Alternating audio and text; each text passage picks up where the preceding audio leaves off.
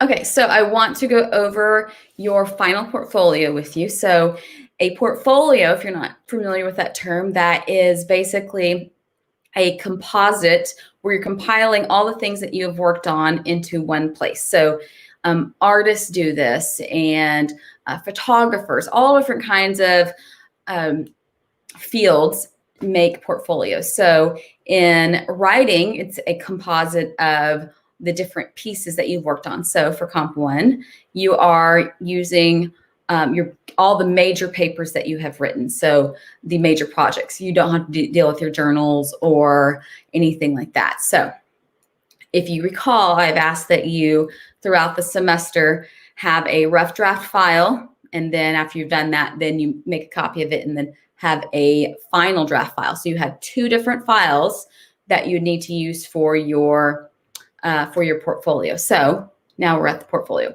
So as I said earlier, this is your final exam. It is worth about 20% of your grade. So I'm going to go through the instructions with you. And if you have any questions after this, then you know the drill, just reach out to me and let me know. So this is on my website, and this, we'll go through the instructions here. So it says all composition students should submit a course portfolio at the end of the semester. And again, I recommend that you keep all your work for your composition course in your Google Drive in clearly labeled files. So this is a UA Literock Department of Rhetoric and Writing requirement to have this form of as a final exam. And they keep all of these, the department does. So when you turn them in, there will also be another place that you have to turn them in as well to turn them into the department. So the requirements, these are the things that you have to have in your portfolio. So guidelines for each paper, which include the paper topic, formatting requirements, and length requirements. So if you're like, oh, what's that? Oops. If you go, so like say you go here, okay, it's this information right here. You can just, and you know what? I am totally fine if you just copy and paste that into your portfolio. That is totally fine with me. So that is what that is referring to. Rough drafts for your paper. So you just put your rough draft in there. Final polished drafts for each paper. That means your final draft, but if there were things that I said were incorrect or things that you needed to fix, then those things need to be fixed before you put them in your portfolio. And then your reflection statement. So your reflection statement is here. So let me go over that with you. So the reflection statement is a 750 to 1,000 word statement on your writing and the revision process throughout the course. The reflection needs to follow these different criteria that I have bulleted here. So firstly, it should reference the key concepts from the course objectives. So those were on the syllabus. I went over those with you guys at the beginning of the semester. I believe those are also in each of the units. And I also have those on like the start here part. So that is something I've gone over with you guys. And basically it's just this, by the end of this course, you should be able to do these different things and be exposed to those things. So by the end of the course, you should be able to demonstrate basic rhetorical ability by completing text for at least 3 different rhetorical situations. So, and with each one written for that context. So you have done narrative, you have done persuasion, and you have done research. So you've done all 3 of those. And then, you know, with the infographic, that is visual rhetoric. So you've done those 3 different types. And if you just go by the units that we have, then that can also kind of help you think of like what the name for that kind of genre is if you kind of get confused. The next one, demonstrate awareness of basic proofreading, editing skills by completing finished drafts that follow appropriate conventions of grammar, punctuation, usage, and spelling. So as I've had you guys do, revise and edit your stuff before you turn in your final draft.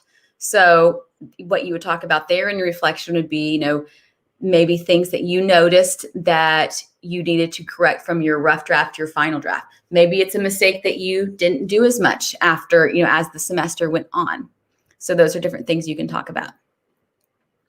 Revise and reflect on all your major projects based on your feedback, peer review, and self-assessment.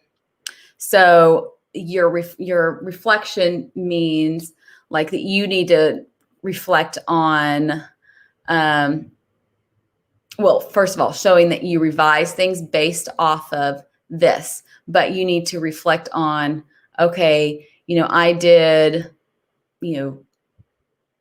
Ms. Mason pointed out that I use contractions a lot. And so then, I fix blah, blah, blah. So those are kinds of things that you point out. Produce at least one final draft that effectively integrates electronic and print sources into the writer's own text and documents them effectively. So in the example there, like an exploratory paper that uses primary and secondary sources. So that would be you noting a final draft that you made where you used different sources and you pulled that information together. So that would be one thing that you can note there. Effectively use different software programs and applications to compose and revise documents in different modes and mediums. So one would be making this website. That is one. Another being the infographic, and then also using Google Docs. So those are 3 different things that we have used in the class. And also demonstrate awareness of multiple genres by producing at least one effective text in professional, public, and non-essay genre. So that would be the infographic would be one that is a non-essay genre. Also the narrative, that would be that could be considered non-essay as well. The next bullet point. So all those things that I just said, that just goes under you referencing the course objectives. So that it looks really long, but it's just like, oh, hey, those are the things that we're supposed to do in the class. So it's just you pointing out the things that the objectives and what things you did that link to those, if that makes sense. So the next bullet point, it should provide clear statements about how you revise your paper from peer feedback and from my feedback. So, and it said also describe any writing center visits, which you guys are not on campus, and I'm not even sure the writing center is open right now.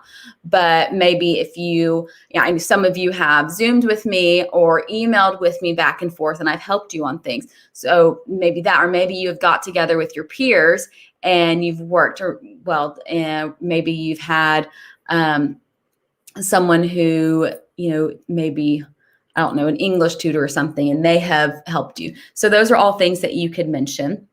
Also it said instructor meetings or conferences with me, or other activities that helped you draft and revise the paper. So maybe there are other things, maybe you had other checklists besides the ones that I gave you. Those are all things that can help you. The next is you should provide examples of how you revised per all these different ways of feedback. So if it says to use evidence from your papers in direct or indirect citations. So you could say, in paper 1, I said blah, blah, blah, blah, blah. And then so-and-so, one of your peers pointed out something was wrong with it, whatever it is. And then in your final draft, you revised it. And then you said, quote, blah, blah, blah, blah. So those are all things that you need to do. It should especially reflect on research skills that you developed and deployed during at least one assignment. So like using the library search tools, which we talked about in, I think either in our research or our sources learning module a while back. But with that, maybe there are things that you learned how to look for differently. I know quite a few of you talked about, finding good sources and, how you have been duped previously. And then, especially going through some of the activities we did, how you learned how to detect those things better. So those are all things that you can talk about. And it should explain and justify your revisions and composing choices, including any feedback you did not understand or agree with. So that would be, you would give examples here. If I or one of your peers said, hey, I suggest blah, blah, blah. And if you're like, meh, no, I don't like that. So give examples for why. And, what was it? What was your suggestion? What did you have? And then why did you choose not to change it? That is not saying that you are wrong. It's just because someone suggests something doesn't always mean it's right. Correct? So sometimes it's just a personal decision. And lastly, last bullet point on that. It should describe the process of composing the portfolio itself, including design choices regarding layout, file arrangement, font, color, use of hyperlinks, choice of platform, like if you're using Google Sites, Weebly, Wix, WordPress, etc.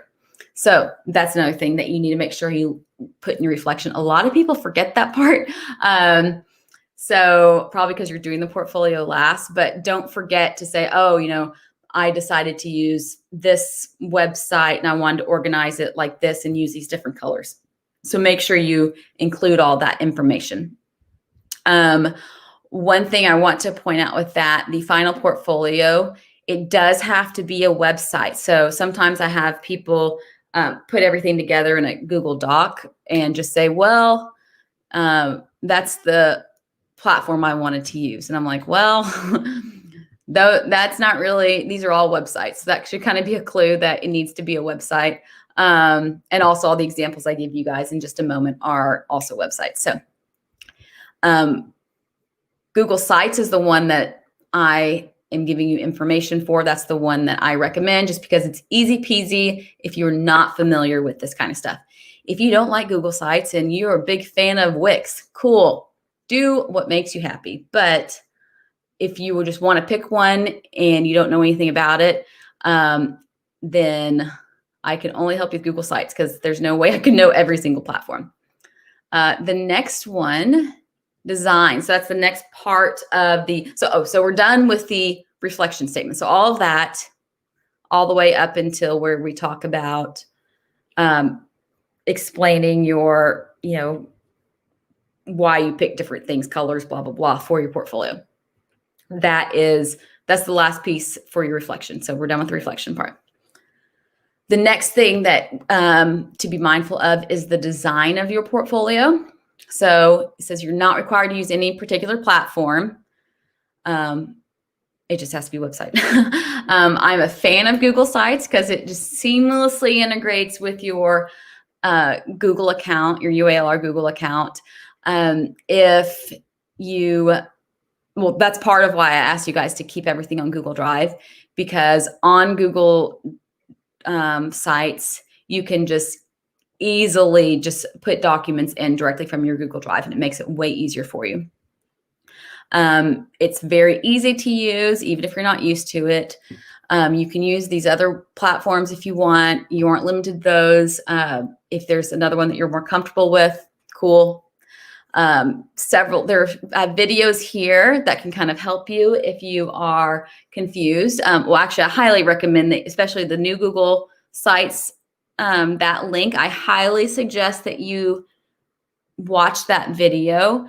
He really goes over everything on just like the basics of building a website on Google Sites. So if you follow that, then it's like, oh, well, that's pretty simple. So I highly suggest that you watch that. I have sample portfolios from past students.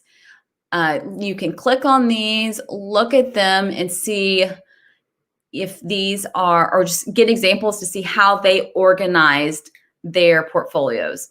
Obviously, if I'm giving them as examples, I think they did a nice job in following the instructions and are good examples for future students to use. So that is why you have them as examples. So look and see how they organize things. Not all of those are on Google Sites either. Some of them use different ones.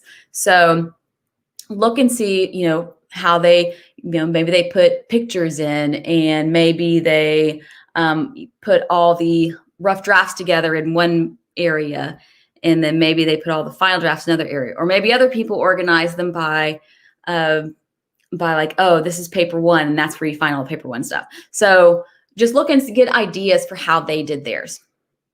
More portfolio assistance with Google Sites specifically, that goes to like their to Google's like help area for Google Sites.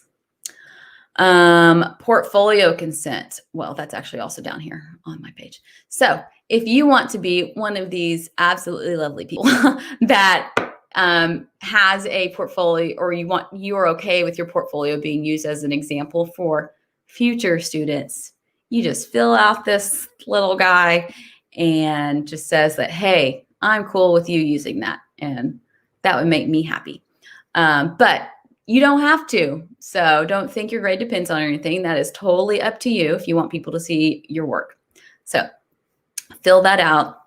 And then the rubric for the project is here. So I'm not going to read it all to you because you can read it.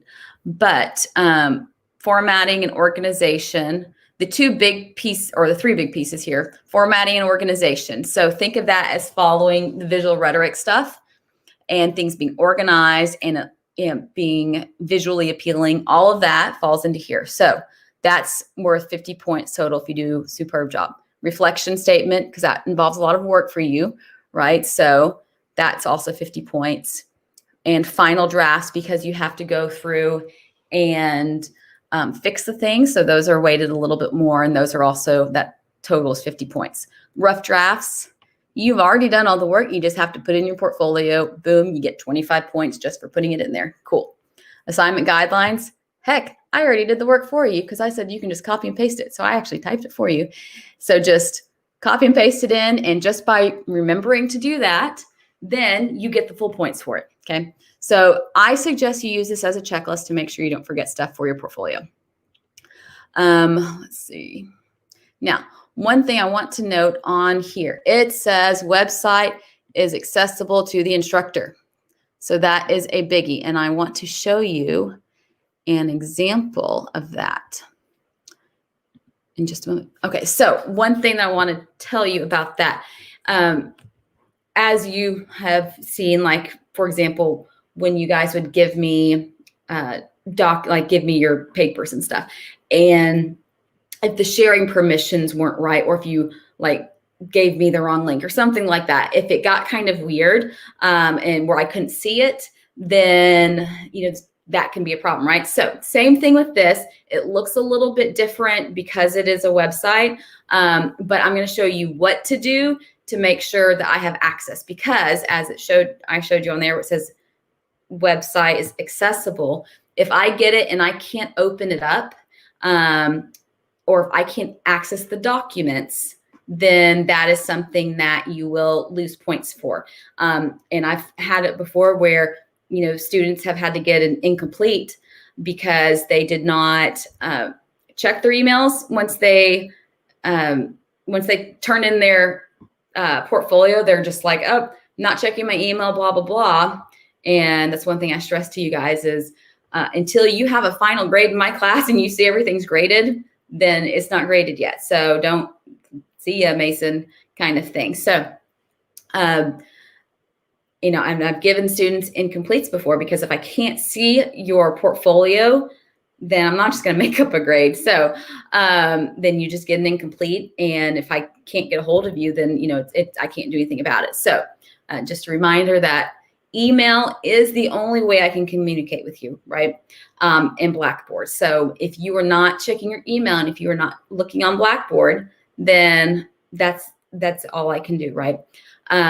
So as far as the portfolio goes, you do not have a grade for your portfolio until you see in Blackboard, and I think you guys get alerts when I grade something.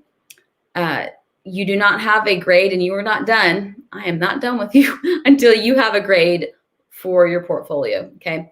So just to keep that in mind. So If it is not accessible, then I'm going to have to reach out to you guys. As far as access goes, that is not only the website, that also has to do with your rough drafts and your final drafts. So make sure the sharing permissions, and you can, if you just link them from Google Drive, then, and if it's something that you've actually already shared to me before, I should still be able to see it. But if it's something that you did not share with me before or whatever, just make sure under sharing, it says, visible by, actually, no, yours have to say visible by anyone at UALR or anyone with the link. So every single document that you have, if you didn't just share it to me, it has to say that, because as I said earlier, these portfolios go to the department and they have to be able to access all of that. So, so make sure you have all of that done. As far as the website goes, let me switch screens real quick. All right.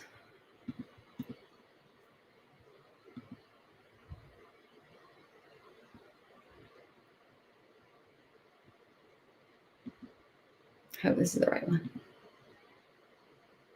Yeah, that's the right one. Okay, so this is, if you are not used to Google Sites, this is what it looks like if you're in edit mode. So this is what I was just showing you. If I were going to go through and edit this, or edit that web page I was just showing you for the portfolio, this is what it looks like.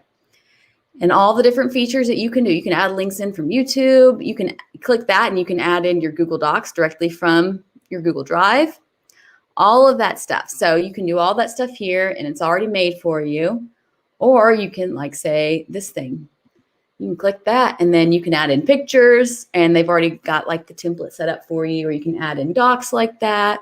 I mean, you could put your final document here, and then if you want to do your outline here, you don't have to put your outline in, but some people like to. And then your rough draft, you can, however you organize that is totally up to you. As long as I can find it, as long as it's organized in a way where I can find the things. So after you've done blah, blah, blah, all the things that you want to do for your portfolio, there are a few different ways you can share the link to me. You have to put it in Blackboard, right? But there are a few different ways you can get that link. I'm not sure if you can see it on this video, but you know how in the taskbar, how it has the web address? Don't use that. So a lot of people do that, and it takes me to where I need to log into their Google account, which, that would have me into your Gmail and stuff, right? So that's not cool. So you don't want me to do that. So there are a few different ways. The easiest thing is copy, publish, site link, this right here. So once you're done doing your paper, you have to publish it. Okay. So you have to publish it. I don't have any changes. But it would say, these are your changes. Do you want to do that? And you just click publish over here. So, and then it would give you, here's your link to your website. But you can also do it here. You can just click copy, publish link.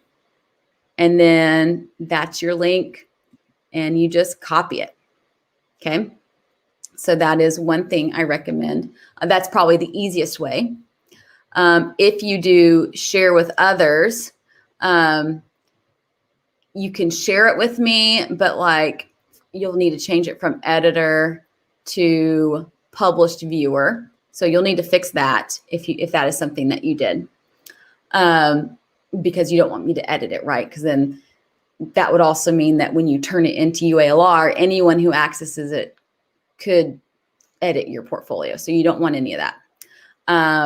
So those are, let's see, is there another way?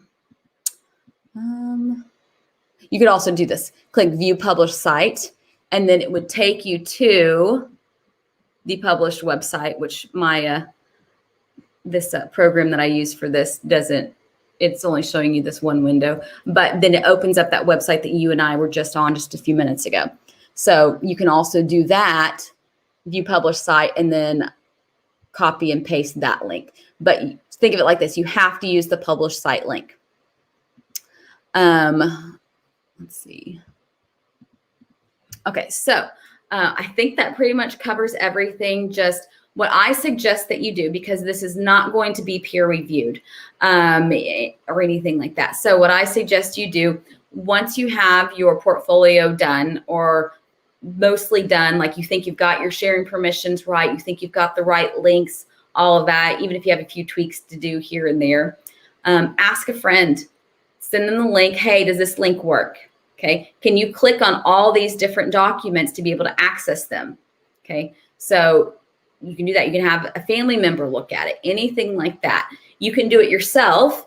The only thing is Google's kind of weird. And if you have multiple Google accounts, then you probably already know that because you've opened a new tab and then it wants to log you into your other Google account. So if you do it yourself, I recommend just logging out of all of your Google accounts. I think there's like a sign out of all option. And probably have that link saved or something, and then copy and paste that link so then you have it. Log out and then try to log in. And if you can access everything, check all your rough drafts, check your final drafts, because it never fails. I always have people that forget and I can't access their documents. Check your reflection too. All of those, I have to have access to every single file in there. Also make sure that I can access your final portfolio. You might want to make it, I would have it either on where it's viewable, or if it is, whoever views it can make suggestions. You can have either of those, that's fine. But remember, when you turn this into the Department of Rhetoric and Writing, that does give other people access to it. So they really just store all of those just as a record of our composition program. But that is one thing that you need to do. The link for that, the link that you will submit for that is also the same link. You need to go through and do the same thing. And I just showed you on the published link with your portfolio. So that will be what you turn into the Google form that I give you guys to submit it to UALR as well. So when you turn in your portfolio, you're turning it into two places. You're turning it into me, for me to grade, and then you're also turning it into UALR, because I can't grade what goes to them, because it goes to like my bosses and stuff. So, and that they just kind of like keep records of all of that. What you turn into me is what you're turning in on Blackboard, and that is what I use to grade. So I think I've covered it all. If you have questions about any of this, let me know. Keep an eye on the due dates and everything for this. And like I said before, if you have questions, if you aren't sure if something looks good, if you need help, if there's something that you want to do and you're not sure if Google will let you do it, let me know and I can see what kind of information I can find. I know a little bit baby amount of HTML, but I don't like it because it's really overwhelming. And to me, it's overwhelming. That's actually what my husband does for a living.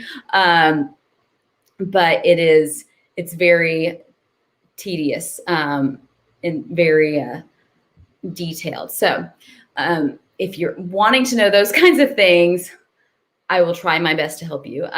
But basics with Google Sites, it's pretty simple to use. But you know the drill. Let me know. I can help you in any way I can.